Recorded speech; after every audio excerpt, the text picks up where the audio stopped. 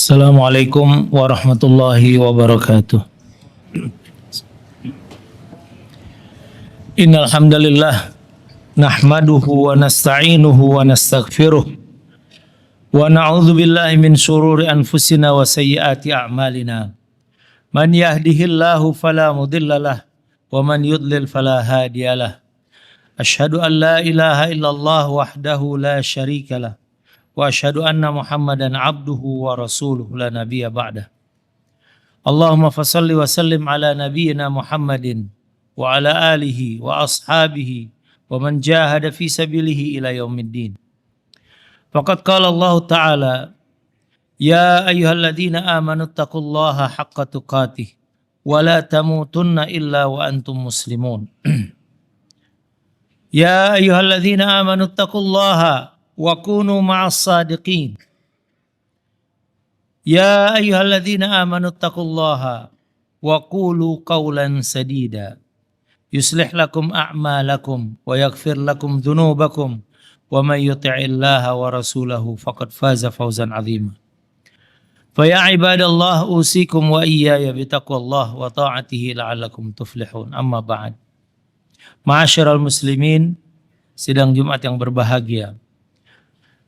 Alhamdulillah, Allah Subhanahu wa Ta'ala menjadikan untuk kita sisa umur, yang di dalam sisa umur ini kita berharap kepada Allah Subhanahu wa Ta'ala supaya ditetapkan dalam iman, dalam tauhid, ditetapkan dalam keikhlasan dalam beribadah kepadanya, dan berharap nanti akan ditutup dengan husnul khatimah.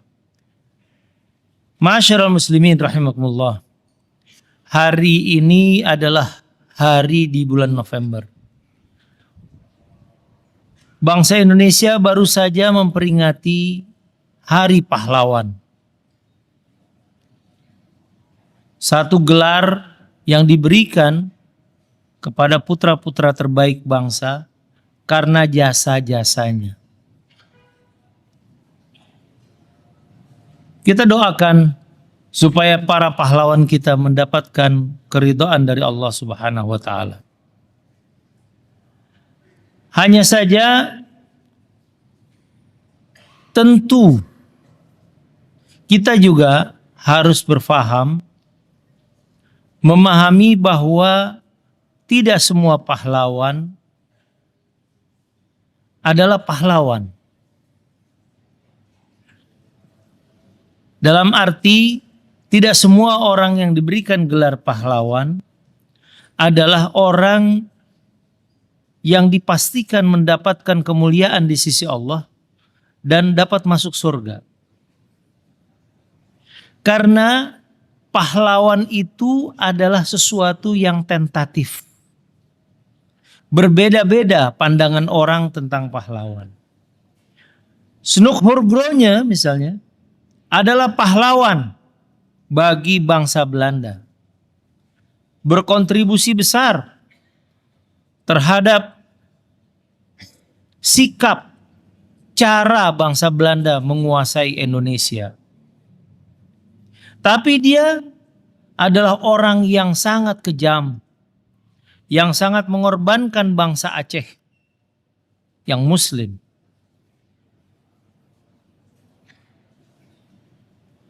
David Ben-Gurion adalah pahlawan bagi bangsa Israel. Dia adalah bapak bangsa Israel. Tapi dia adalah penjahat nomor wahid bagi bangsa Palestina.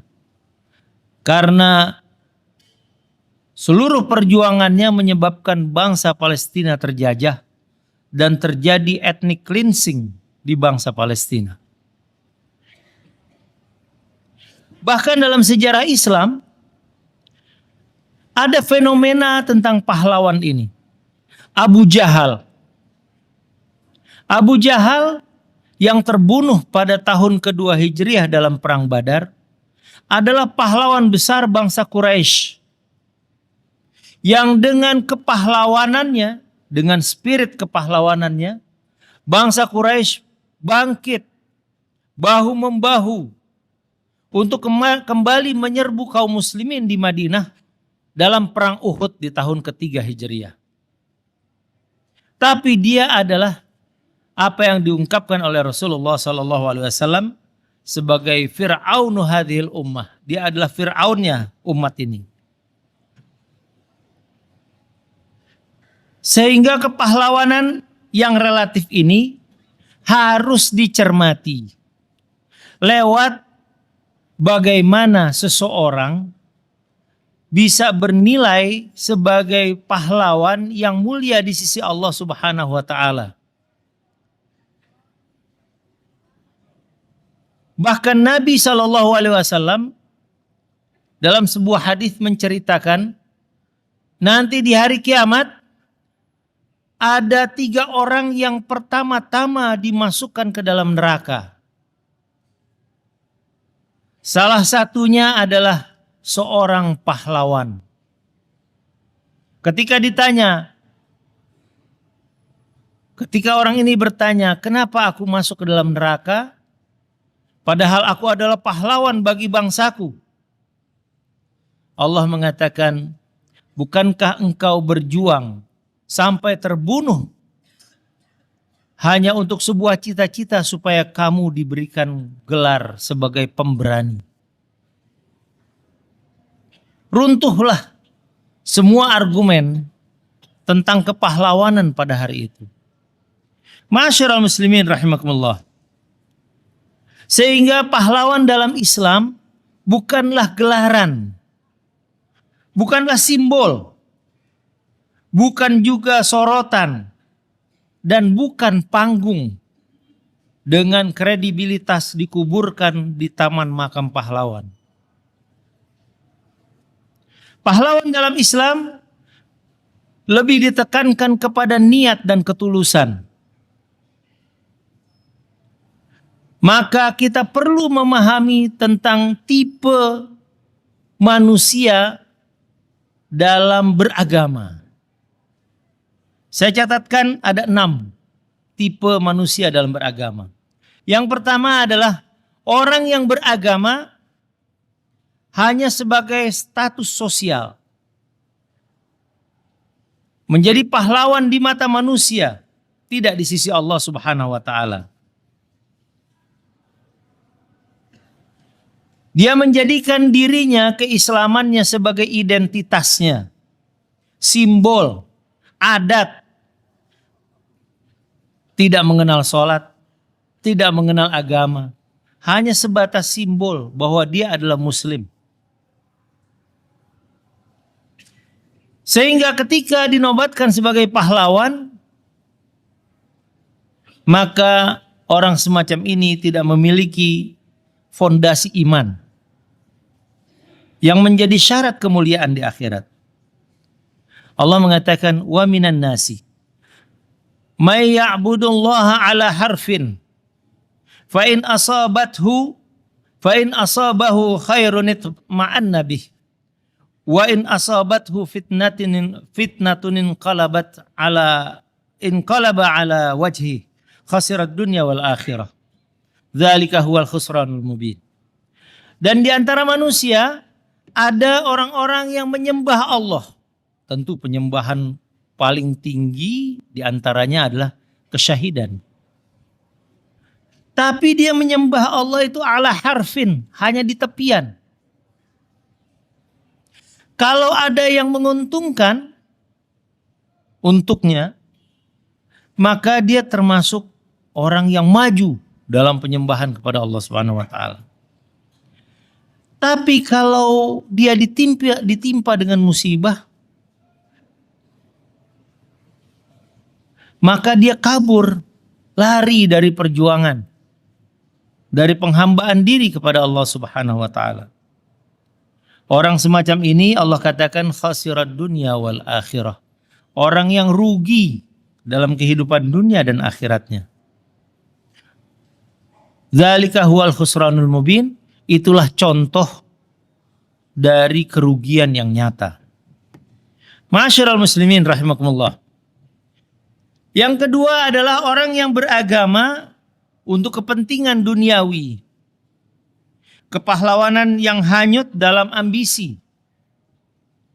Ada kalanya yang menjadikan agama sebagai alat untuk mencari jabatan, mencari posisi, mendapatkan suara, popularitas, atau bahkan citra.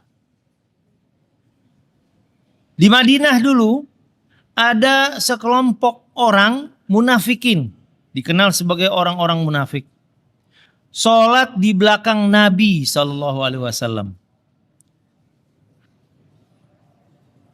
Dikenal luas di kalangan kaum muslimin. Populer. Tapi dia tidak termasuk dalam kelompok orang-orang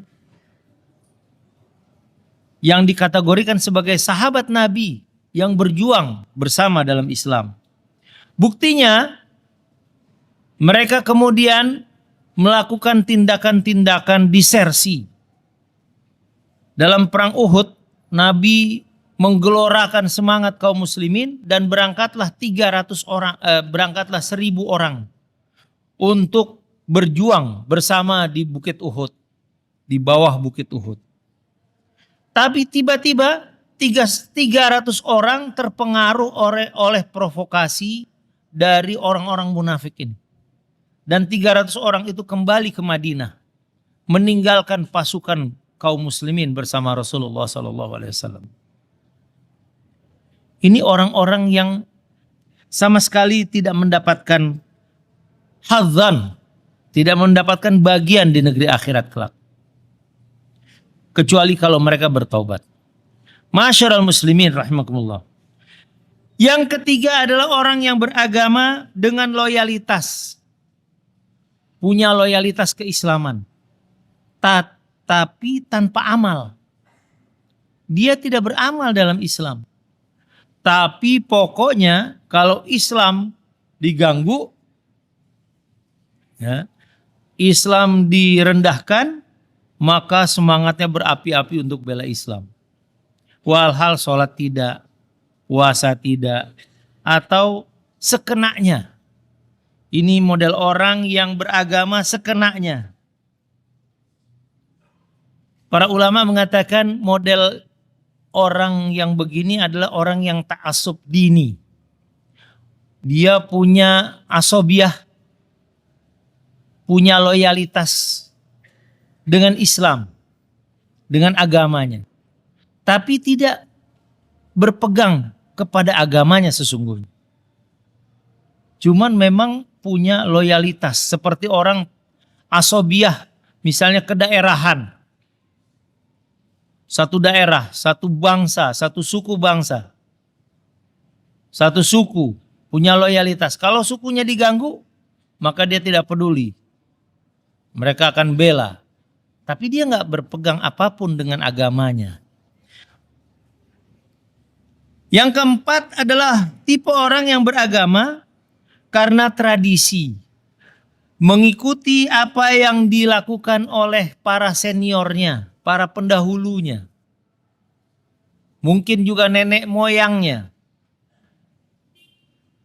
Ini model orang beragama sebagaimana halnya juga orang-orang jahiliyah dulu beragama model begini.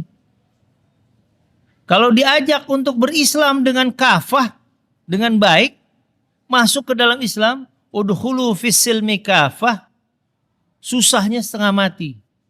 Karena mereka mengatakan, hada ma wajadna alaihi aba'ana. Dulu orang tua kita dulu melakukannya seperti begini. Jadi nggak bisa dirubah. Mereka umumnya akan terpengaruh dengan pemahaman-pemahaman yang sifatnya khurafat. Bahkan sebagiannya masuk tenggelam dalam kesyirikan kepada Allah Subhanahu wa taala. Maka seorang pejuang di jalan Allah yang punya cara beragama seperti ini, seringkali mereka terjebak oleh adanya jimat-jimat. Jimat kebal, anti ditembak, anti senjata tajam, atau mandi supaya dari mandi di sungai tertentu atau minum air yang sudah didoakan oleh kiainya akan bebas berjuang. Ini masuk dalam kategori orang yang beragama hanya karena tradisi. Yang kelima adalah orang yang beragama dengan akal tanpa wahyu. Ada tipe-tipe orang yang berjuang mengemukakan konsep-konsep agama ke tengah masyarakat, tapi tidak menggunakan wahyu Allah Subhanahu wa Ta'ala, menggunakan logika rasional, dan menurut dia keagama itu bisa diterima kalau sesuai dengan rasio, dengan akalnya. Kalau tidak sesuai, maka agama harus disingkirkan konsep-konsepnya. Ini orang yang menyeleksi ajaran agama dengan akalnya. Termasuk kelompok orang-orang yang sesat, seperti kelompok Mu'tazilah. Dan yang keenam adalah orang yang beragama dengan iman yang sejati. Dia menerima firman Allah, menerima hadis-hadis dari Rasulullah SAW, menerima ajaran dari para ulama yang muktabar, yang bisa diterima ajarannya. Beragama dengan panduan Islam yang jelas, ada dalil, punya konsep dalam beragama. Konsepnya adalah bertauhid kepada Allah Subhanahu wa Ta'ala dan ittiba'ur Rasul, mengikuti Rasul Sallallahu Alaihi Wasallam, sehingga mereka dalam kehidupannya seluruhnya adalah bagian dari proses keberagamaannya. Inna salati wa nusuki wa mahyaya wa mamati lillahi rabbil alamin. Sesungguhnya salatku, ibadahku, hidupku dan matiku untuk Allah Subhanahu wa Ta'ala. Orang yang bisa menjaga dirinya dalam koridor ini, maka insya Allah dia akan mendapatkan kemuliaan dunia dan akhirat. Dan kepahlawanannya tidak perlu mendapatkan sorotan, mendapatkan gelar. Dia sudah menjadi pahlawan. Seorang bapak yang berjuang mencari nafkah untuk keluarganya dengan nafkah yang halal, dengan tulus ikhlas, dengan senantiasa beribadah kepada Allah Subhanahu wa Ta'ala, sehingga keluarganya tumbuh dalam kehalalan, tumbuh dalam keislaman yang baik, insya Allah adalah seorang pahlawan sejati, tanpa panggung, tanpa gelar. Seorang ibu yang bersusah payah mencuci pakaian, membesarkan anak-anaknya, memberikan didikan yang baik kepada anak-anaknya, sehingga anak-anaknya menjadi muslim, menjadi mukmin, yang senantiasa bermunajat kepada Allah Subhanahu wa Ta'ala, dan dia senantiasa baik, melayani suaminya dengan baik, dengan tulus ikhlas.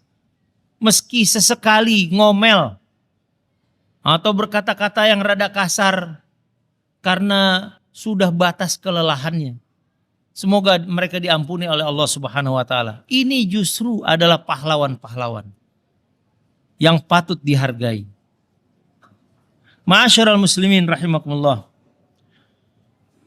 Akhirnya ada pelajaran yang menarik. Ada sekali waktu Nabi SAW bersama kaum muslimin berperang.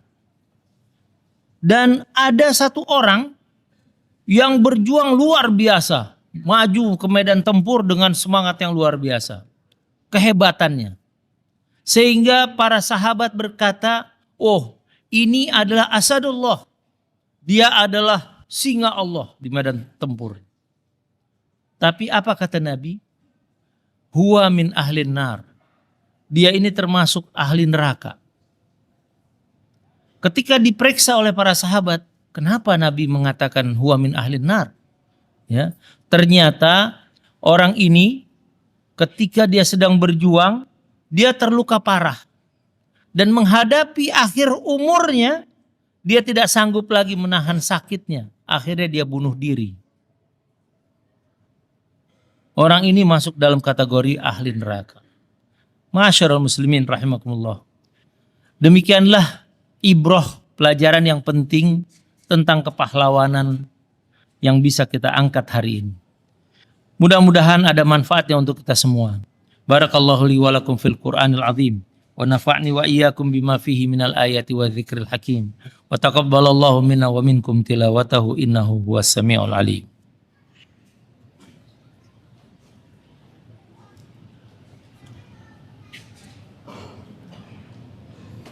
Alhamdulillah.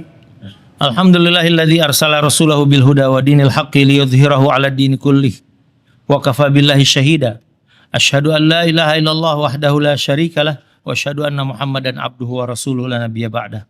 Allahumma fashalli wa sallim ala nabiyyina Muhammadin wa ala alihi wa ashabihi wa an arba'ati khulafa'ir rasyidin Abi Bakrin wa Umar wa Uthman wa Ali wa an baqiyatis sahabati ajma'in wa anit tabi'ina wa tabi'ihim bi ihsanin ila yaumiddin. Allahumma ighfir lil muslimina wal muslimat wal mu'minina wal mu'minat al ahya'i minhum wal amwat innaka sami'un qaribun mujibud da'wat ya qadiyal hajat. Rabbana zalamna anfusana wa illam taghfir lana wa tarhamna lanakunanna minal khasirin. Allahumma rzuqna ilman nafi'an warzuqna fahman wasi'an warzuqna amalan mutaqabbala ya rabbal alamin. Allahumma hdina wa saddidna fil Islam ya rabbal alamin. Rabbana la tuzigh qulubana ba'da idh hadaitana wa hab lana min ladunka rahmah innaka antal wahhab. Rabbana atina fid dunya hasanah wa fil akhirati hasanah wa qina adzabannar walhamdulillahi rabbil alamin. Ibadallah, innallaha ya'muru bil adli wal ihsan wa ita'i dzil qurba wa yanha 'anil fahsya'i wal munkari wal baghi. Ya'idzukum la'allakum tadhakkarun. Fadhkurullahal 'azima yadhkurkum washkuruhu 'ala ni'amihi yazidkum wa la dzikrullahi akbar. Wallahu ya'lamu ma tasna'un. Aqimis shalah.